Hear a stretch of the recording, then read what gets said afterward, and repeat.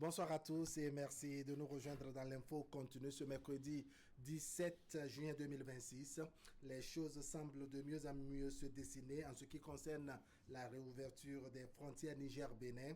Les deux parties se disent satisfaites du travail et du contenu du rapport du comité mis en place pour étudier les modalités de réouverture de la frontière. Le rapport des experts en question a été transmis aux deux chefs d'État qui d'ailleurs envisagent d'ici la fin de la semaine une réunion conjointe des experts pour consolider le travail préalablement fait par le comité. Beaucoup y voient des avancées et des signaux d'une réouverture prochaine de cette fameuse ligne de démarcation entre le Niger et le Bénin, pendant que d'autres se questionnent sur ce qui freine encore la relance des activités entre Cotonou et Niamey. Quoi qu'il en soit, on mène ce soir les discussions autour de cette thématique qui conditionne en ce moment le souffle des commerçants, des opérateurs économiques et autres acteurs portuaires. En plateau, Georges Anagonu. Georges Anagonu, bonsoir. Bonsoir Wahab, bonsoir Eric et bonsoir téléspectateurs. Eric Edeno, bonsoir. Bonsoir Wahab et bonsoir tout le monde. Alors Georges Anagonu, le comité mis en place pour examiner les modalités de réouverture de la frontière Niger-Bénin a transmis aux deux chefs d'État, je dirais, son rapport, en tout cas les conclusions de ces travaux. On en est là en ce moment. Ça vous suscite quoi comme commentaire? Ça suscite que dans notre pays, la parole politique reprend de plus en plus de valeur et que, bon, désormais, on ne peut plus dire que quand les politiques font de promesses, on fait juste des déclarations d'intention et qu'après rien n'est suivi, rien ne suit ce qui a été dit. Et donc désormais, les deux chefs d'État se sont rencontrés, ils ont été pragmatiques en mettant en place en même temps le comité pour travailler. C'est pas qu'ils ont dit on va séparer et après on va mettre. Ils ont mis en place les deux comités. Et le comité a travaillé. Ce que je puisse comprendre, c'est que, bon, voilà, il semble qu'il y a un comité de l'autre côté là-bas, un comité ici, et les experts ont déposé leur rapport au même moment aux deux chefs d'État. Et les deux chefs d'État, en même temps, de chaque côté, on a trouvé que les deux chefs d'État ont accueilli favorablement ce rapport-là. Et donc, ce que ça fait à la part, comme je le disais, à la parole politique désormais, donc, parce que vous savez, la parole politique, c'est tellement décrédibilisé ces temps-ci. Vraiment que plus personne n'y croit, en fait. Plus personne n'y croit. Et donc, ce sont des politiciens qui parlent, ça n'engage que... Et nous l'avions dit sur le plateau la dernière fois pour dire les premiers pas posés par le président Romain Wardani, qui est qu'il a proposé quelque chose dans son projet de société et qu'il commence par le faire, c'est des signes. C'est des signaux qui montrent que, bon, voilà, désormais, moi, la politique, le politique du moins peut parler et on peut faire confiance. Les deux chefs d'État ont parlé et il y a peut-être 2-3 mois, on n'aurait jamais cru à cela. Les deux chefs d'État ont parlé, les comités, les experts ont travaillé, ils ont déposé leur rapport. On ne sait pas ce qui se trouve à l'intérieur de ces rapports, mais ce qu'on sait, c'est que les deux chefs d'État ont bien accueilli ce comité. Et puis le comité a le pied sur l'accélérateur, parce que vous venez de le dire dans votre intro, c'est que la semaine ne reste que 2 jours en réalité pour travailler. Et on dit que dans ces 2 jours-là, les deux comités vont se réunir encore pour finaliser un rapport et remettre au chef de l'État. On le verra au cours du débat, certainement, que les bénéfices seraient pour les populations. D'accord. Eric Guédenon, on avait annoncé 2 semaines après, je dirais, cette visite du président béninois à Niamey au Niger, on avait annoncé 2 semaines pour un comité qui est chargé d'étudier les modalités de réouverture des frontières entre le Niger et le Bénin. Les 2 semaines se sont écoulées. Aujourd'hui, on dit que le rapport a été déposé, en tout cas transmis aux deux chefs d'État. On se pose la question de savoir à quoi il faut s'attendre à l'heure actuelle. Mais avant, il faut souligner que c'est une avancée majeure. Il suffit de regarder dans le rétroviseur pour se rendre compte qu'il y a quelques semaines encore en arrière, c'était rompu le dialogue. Il n'y avait pas de comité, il n'y avait pas possibilité à échanger, à dialoguer, à même se donner des perspectives de coopération bilatérale. Voilà, tout était bloqué. Il a fallu ce voyage pour qu'aujourd'hui, il y a ce vent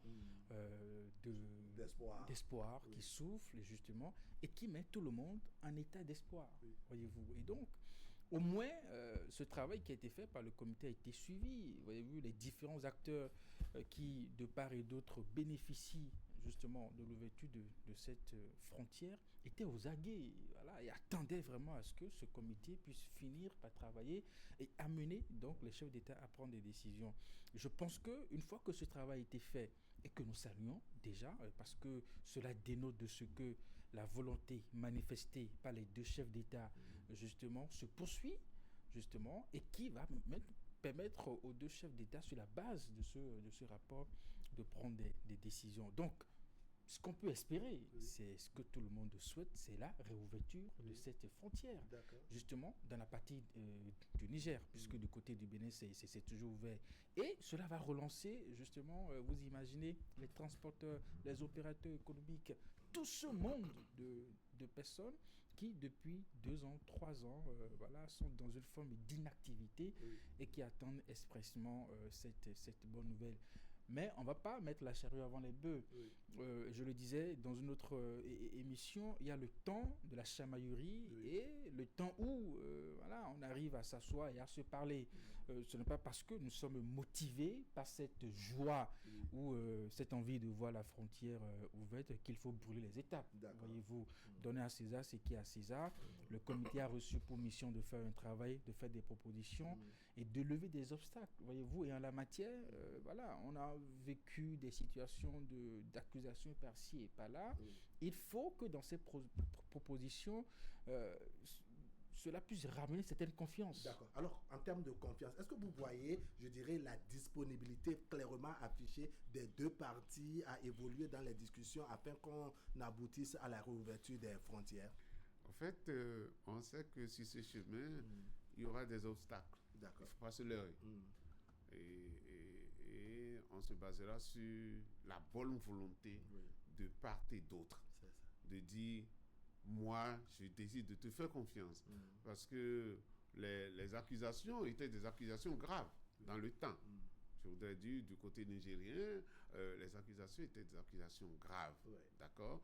Et face même à ces accusations-là, on était effectivement loin de penser qu'on arrivait à une situation pareille aujourd'hui, de sitôt, avec l'arrivée de Robert Wadaï. Donc, il faudra lever, progresser. Il faut savoir qu'il y aura des obstacles. Il y aura des obstacles et je pense que c'est à ça d'ailleurs, à ces obstacles que se sont attaqués les experts. Les experts. Et moi, je les félicite d'ailleurs parce que vous savez ce qu'on dit souvent dans l'administration publique, on dit que la manière la plus simple de ne pas régler un problème, c'est de mettre un comité. Parce que beaucoup connaissent le destin qui est souvent réservé au comité. Et je pense quand même que ce comité-là fait exception parce que là, et les rapports... Et ce comité ne pourrait même pas faire autrement parce que Eric le disait, il y a tellement d'espoir, il y a tellement d'attentes du côté de frontières que vous ne pouvez pas faire un travail pareil à la légère. Un travail pareil ne peut même pas être fait à la légère parce que nous sommes dans quelle posture maintenant? De l'autre côté de la frontière, on est dans quelle posture? Est-ce qu'on s'est dit, bon, il vaut mieux, parce que c'est là où c'est difficile aussi, le travail que nous faisons, on se dit, telle chose, il vaut mieux ne pas le dire maintenant. Il vaut mieux ne pas le dire maintenant, alors que nous sommes passés là-dessus, nous avons abattu ça à plusieurs reprises, nous savons quels étaient les griefs des Nigériens contre le Béninois, et nous, on avait faisait profession de foi pour dire non, ce que vous dites, c'est pas vrai. Nous, on n'a jamais constitué un danger pour vous. Et donc aujourd'hui, le travail des experts, mon souhait, va démontrer en réalité que le Bénin n'a jamais constitué un danger pour le Niger. Et à partir du moment où le voisin sait que vous ne constituez plus de danger entre nous, parce que au moment où ce n'était pas arrivé, les choses se passaient normalement entre le Bénin et le Niger. La circulation des biens et des personnes se passait sans accroc. Jusqu'à ce que ces histoires-là sortent un jour. D'accord? Et nous allons revenir à la situation d'avant où, bon, voilà, il faut se faire confiance. Et je pense que les Béninois n'accepteront jamais qu'une agression parte de ces jeux pour aller attaquer les Nigériens. Je pense que les Béninois ne le feront pas. Il faut se faire confiance. On a relevé combien il y aura des obstacles. Les obstacles, sans doute, il y en a déjà. Les comités travaillent pour, je dirais, corriger le tir. Il y avait des accusations graves, comme le relève tout à l'heure à Georges Anagonou, mais chemin faisant, on se dit pourquoi il y a une certaine focalisation sur, la question des frontières ou la question de la fermeture des frontières, parce que oui, c'est le symbole même ou l'illustration même, je dirais, du fait que ça ne va pas entre les deux pays. Mais pourquoi, au-delà des accusations et autres, on a plus le regard sur la fermeture des frontières ou la réouverture qui est annoncée? D'abord, sur la question des obstacles, M. Anagonou fait bien d'insister là-dessus. Et ce n'est pas pour rien que le comité, quand on voit le nom du comité, comité chargé de travailler et de lever tous les obstacles. Ça veut dire que les deux chefs d'État ont conscience de ce qu'il y a des obstacles. D'accord. Autrement, l'utilité de ce comité n'aurait pas de sens. D'accord. Voilà. Donc, il y a un état de conscience qui reconnaît le fait. Et je pense que tout le travail qui va être fait, ça va être justement en suivant la liste de ces obstacles et savoir ce que tel pays peut faire et ce que tel pays ne peut pas faire. Et je disais toujours dans une autre réflexion qu'il faut qu'au niveau du comité, on soit un peu dans un état d'esprit positif pour proposer des solutions qui dépassent la taille des États. C'est ça.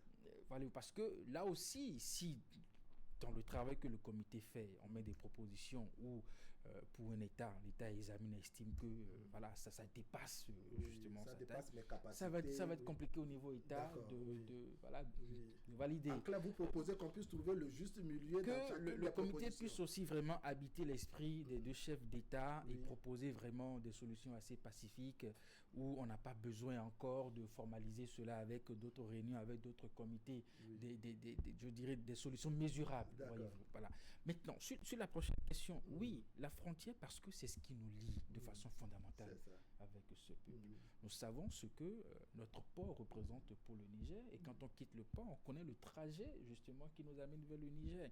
Mais aussi, nous avons des communautés qui se réveillent le matin, ils vont travailler justement dans ce pays voisin, et le soir, ils retournent chez eux. Donc, voyez-vous, il y a un lien assez important et qui fait que c'est justement ce qui cristallise les attentions. Mais au-delà, vous avez des acteurs, je dirais beaucoup d'acteurs qui profitent de ce transit-là pour vivre de leur économie, pour vivre de leur activité. Donc, c'est assez important. Et c'est pour ça d'ailleurs que cela intéresse tout le monde, y compris nous-mêmes au plan économique. Parce que si on fait un tour en arrière, nous avons tous été perdants dans cette crise-là. Oui, parce que dès lors que le trafic a été suspendu, on sait combien cela a affecté notre économie et notre port. On sait combien aussi, puisqu'il y avait défaut de marchandises, et combien aussi du côté du Niger on en a souffert en termes de produits alimentaires, de produits pharmaceutiques et puis tout ça. Donc, tout ça aujourd'hui est derrière nous. En tout cas, moi, je veux le croire. Je veux croire qu'une fois que ce comité a travaillé, eh bien, on va aller très, très, très vite. Encore que... Dans ce qui nous arrive, quand je mets ça dans le Conseil des Nations, ce n'est pas la première fois que des pays ont eu des moments de difficulté et qui après, avec le pouvoir de la diplomatie, ils sont même allés plus loin. J'ai des exemples où on se dit, pour que cela n'arrive jamais, on va juste signer des traités, des accords de non-agression pour davantage renforcer la confiance et se dire, bien, voilà, on est parti sur de bonnes bases. Alors, j'espère que cette proposition n'est pas dangereuse. Georges Anagonou, vous comprenez pourquoi, n'est-ce pas, on a un focus sur la question des frontières, alors qu'il y a bien d'autres obstacles, il y a bien d'autres, je dirais, d'autres sujets à débattre, mais le regard est beaucoup plus sur la question de la frontière. On était en train de lui dire... Notre pays est un pays qui dessert les pays de l'Interland. Et en particulier, parce que nous avons plusieurs pays qui nous entourent, mais celui qui profite, celui qui, au fait, on est allé même jusqu'à créer l'OCBN, si vous vous rappelez. C'est l'organisation commune bénéficiaire. Donc, on a tellement de choses qui nous lient par rapport à cette frontière, par rapport à cette frontière-là. On a tellement de flux par rapport à cette frontière-là que c'était devenu symbolique entre les deux États. Et comme c'est devenu symbolique entre les deux États, quelqu'un s'est dit, bon, je ne sais pas, peut-être, quelqu'un s'est dit, je vais frapper là où ça va faire mal, peut-être, je ne sais pas. Mais moi, je pense que le comité travaille dans une certaine sérénité, le comité travaille pour que, vous savez, lorsque c'était arrivé, il y a certains qui ont cru qu'il fallait profiter de ça. Nous sommes des témoins témoins de l'histoire contemporaine, de l'histoire de notre temps, et nous pouvons dire des choses. Nous pouvons dire des choses, mais bon, aujourd'hui, ce qui nous intéresse à nous tous, ce qui profite à tout le monde, c'est que nous puissions voir tout ça là derrière. Sinon, qu'on ouvre les frontières.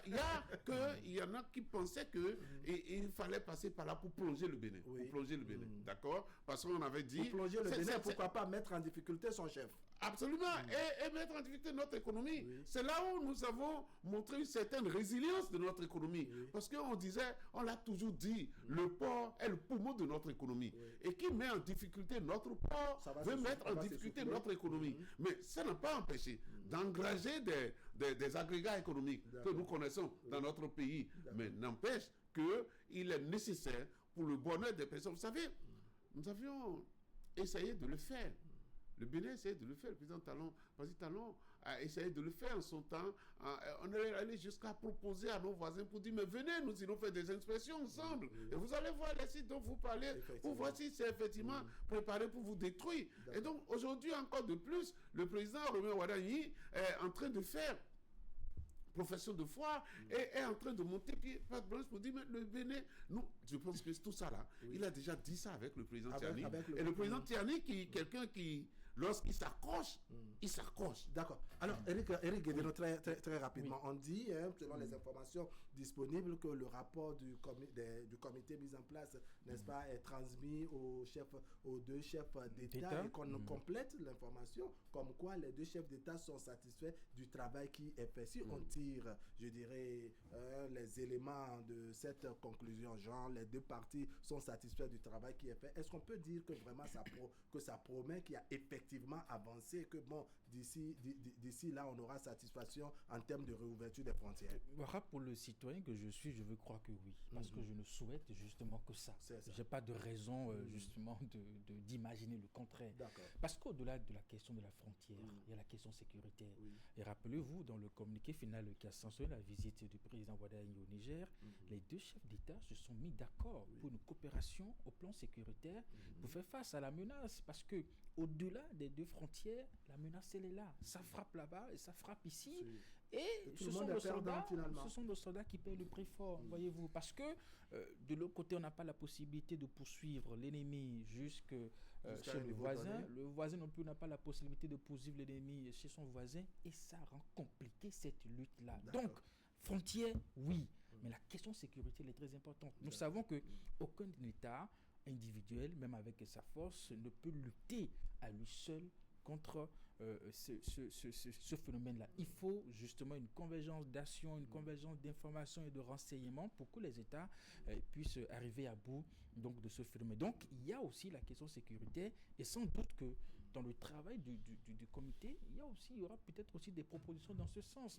Pourquoi ne pas mettre nos forces de défense et de sécurité ensemble dans des cycles de formation, des cycles d'entraînement, pour que les tactiques, les techniques, le partage du renseignement soit plus fluide, n'est-ce pas, afin que même deux pays, qu'on fasse face à l'ennemi. D'accord. Alors, on se pose cette nouvelle question. Oui, le comité a travaillé. Après le rapport du comité, on s'attendait à ce que, rapidement, on puisse ouvrir les frontières. Mais voilà qu'on annonce une autre réunion. Ça me fait penser l'histoire d'un déclarant en douane. Vous comprenez son métier. Lui, il vit de la frontière avec ses activités, qui disait que quand Wadanyi est allé au Niger, ses anciens clients ont commencé par le solliciter parce que dans leur conscience, c'est que une fois qu'il reprend l'avion, c'est que bon, la frontière. Donc ils se sont mobilisés, voilà. Et ils sont nombreux également à avoir la même réflexion, à penser que oui, effectivement, après, je dirais, le rapport de ce comité, il faut ouvrir les frontières. Voilà qu'on annonce une nouvelle réunion, je dirais, d'ici la fin de la semaine. On se pose la question de savoir à quand la ouverture des frontières entre le Niger et le Bénin. Vous et moi, on a eu la chance d'être d'un certain niveau, qu'on puisse comprendre les choses. Oui, nous on comprend. Oui, et c'est ça notre sortie d'expliquer aux gens. Naturellement. D'expliquer aux populations. C'est-à-dire que deux comités, des experts, deux groupes d'experts ont fait le travail de chacun de son côté. Ils ont déposé les rapports de son côté. Donc, il est normal que les deux puissent se réunir ensemble. Trouver une forme de synthèse. Voilà, et affronter les projets et trouver une forme de synthèse. Et comme nous l'avions toujours souligné, ce qui est bien, c'est la volonté des deux États de pouvoir finalement mettre fin à Et quand il y a la volonté, vous voyez, quand il y a la volonté, nous parlions des obstacles tout à l'heure, les obstacles vont se tomber d'eux-mêmes. Et on dira, mais en réalité, le Bénin ne constitue plus une menace pour le Niger. Il n'a jamais constitué d'ailleurs, parce que comme je l'ai dit tout à l'heure, les choses se passaient très bien jusqu'à ce fameux discours, jusqu'à ce fameux truc là glacé pour qu'on devienne de juillet 2023. Pour qu'on devienne du jour au lendemain le danger de nos voisins. Non, nous ne sommes pas le danger de nos voisins. Et Eric évoquait la question sécuritaire. Moi, je pense que si le Bénin, le Burkina, le Niger se mettent ensemble pour la zone des 3 frontières, de 3 le point triple dont on parle. Donc, cela veut dire que les 2 pays mettons ensemble les forces. Mais le danger, il part de quelque part. C'est ça. Ils vont de quelque part. Mais il n'y a plus de limite, il n'y a plus de frontières entre les forces de chaque pays. Donc on peut les poursuivre jusqu'à chez l'autre, parce qu'on sait que désormais l'autre nous. Donc ça aussi, parce que nous le disons, c'est vrai qu'il y a des militaires qui tombent, mais il y a aussi beaucoup de civils qui tombent. Il y a beaucoup de gens qui n'ont plus peur leurs affaires. Il y a beaucoup de gens qui ont fui leur village, qui ont fui ces zones-là. Et ils ont besoin que cette question sécuritaire soit réglée pour qu'ils retournent chez eux, vivre tranquillement. Je pense que tout ce que nous sommes en train de faire aujourd'hui, ce sont les experts qui travaillent. Et c'est les chefs d'État qui vont désigner. Mais tout ça, nous désignons ça se fait au nom des peuples. Au nom des peuples du Niger et au nom des peuples du Bénin. Et ça, quand on met ça devant, eh bien, on a l'attitude que le président Romain Wadayaoui a dit. Réglons les problèmes avec nos voisins et après on verra avec les autres. Réglons les problèmes avec nos voisins, on verra la suite. Après, il faut voir l'intérêt des peuples du Niger, l'intérêt du peuple du Bénin. Il faut lever les obstacles, il faut manifester la volonté des 2 côtés. Mais après tout, pour le citoyen lambda, c'est à quand la réouverture des frontières entre le Niger et le Bénin? Je pense que cela ne saurait tarder parce que dans le communiqué conjoint qui justement nous informe sur la fin des travaux de ce comité, il est dit qu'après le travail des 2 comités, d'ici la fin de la semaine, les 2 comités vont à nouveau se voir pour consolider leur consultation et soumettre un rapport commun au chef d'État. Donc un rapport unique maintenant. Unique maintenant. Et toujours dans ce communiqué, et ça, M. Anagoun l'a relevé, les 2 gouvernements réaffirment toujours avec conviction l'engagement personnel du président Wadayaoui et Tiani en faveur d'un partenariat bénino-nigérien renforcé qui ouvrira une page nouvelle dans les relations entre les 2 pays frères. Ce n'est pas une phrase simple. Je crois qu'une fois encore, cela nous remet dans le bain de l'espoir de ce que nous sommes dans une trajectoire. Et il n'y a pas de raison de penser que... En clair, il ne faut pas mettre la pression, je dirais, ni au comité, ni aux 2 chefs d'État, parce qu'on a dit qui ouvrira, on a dit, c'est encore dans le futur, mais est-ce que c'est un futur lointain? On peut me tenter de croire que la décision... très loin. On peut me tenter de croire que la décision est déjà prise. Mais après, il faut donner une forme. Il faut qu'il y ait une procédure. Pour ne pas donner aussi le sentiment. Il faut formaliser les choses. Vous pensez que ce n'est vraiment pas nécessaire, n'est-ce pas, de trop tacler l'équipe qui travaille, les chefs d'État et autres. Il faut bien expliquer aux gens, nous étions à 100 km d'un objectif. Aujourd'hui, nous en sommes à peut-être 50. Non, c'est pas 50. Nous sommes à 5 km. Oui, 5 km, d'accord. On n'a pas pris beaucoup de chemin. On n'a pas pris beaucoup de chemin depuis que le président Romain est parti au Niger et le comité et tout ça. On n'a pas parcouru beaucoup de chemin. D'accord. Donc nous sommes presque à la veille. Et l'impatience ne fait pas du bien à son auteur. Donc par conséquent, les 2 populations, vous savez, pendant qu'on était en train de faire ça, nous l'avions dit la dernière fois, les gens ne se sont pas coupés réellement les uns des autres. C'était pas comme le mur de Berlin, où les autres sont de l'autre, les autres sont de côté. Et le fleuve a repris de plus belle les activités pendant ce temps. D'accord. Donc, et encore un peu de patience. Moi, je suis patient par exemple parce que vous savez, c'est ce que ça a fait. Ça fait qu'on a beaucoup parlé de ce tronçon-là. On a beaucoup parlé de ce corridor. Et moi, après la réouverture des frontières, j'ai envie de faire le corridor. Pour voir le mélange entre les peuples. Qu'est-ce que ça fait? Et que dès qu'on a essayé de dire qu'on a coupé, on l'a dit dès le départ. Parce qu'on savait que là, ça va faire mal. C'est pourquoi on est allé sur les frontières. On pouvait rompre les relations diplomatiques et d'autres relations commerciales. Mais on est allé directement sur la frontière. Parce qu'on sait que ça peut faire mal. Moi, je félicite la population qui, pendant il y a des parcs, on m'a dit, des parcs là-bas qui sont devenus vides. Les uns poussent là-dessus et tout. Disons, il y a des camions garés depuis. On va remettre les choses à flot. Oui. On va remettre les affaires à flot et ça va commencer par couler à nouveau. Nous avons de l'espoir. Nous tous ici, nous avons de l'espoir. On peut reconnaître que ça a aussi influencé, je dirais, les services techniques au niveau je dirais, du Centre national de sécurité routière. Parce que un camion garé pendant longtemps, n'est-ce pas? Oui, ça c'est vrai. Ce camion est absent à la visite technique au niveau du CNSF. Bien sûr. Bon, mais. Eric Guédénon, c'est les gens de l'État béninois. L'état d'esprit de nos deux peuples que je voudrais saluer, parce qu'au temps fort de la crise, il y a eu un comportement citoyen. Nous n'avons pas entendu que les Béninois qui se trouvent au Niger ont été victimes de ceci ou de cela. On n'a pas entendu que nos amis du Niger qui sont ici aussi au Bénin, parce que nous savons qu'il y a une forte communauté au niveau des deux parties. Des étudiants, des professeurs qui enseignent dans les... Donc, on n'a pas vu ça.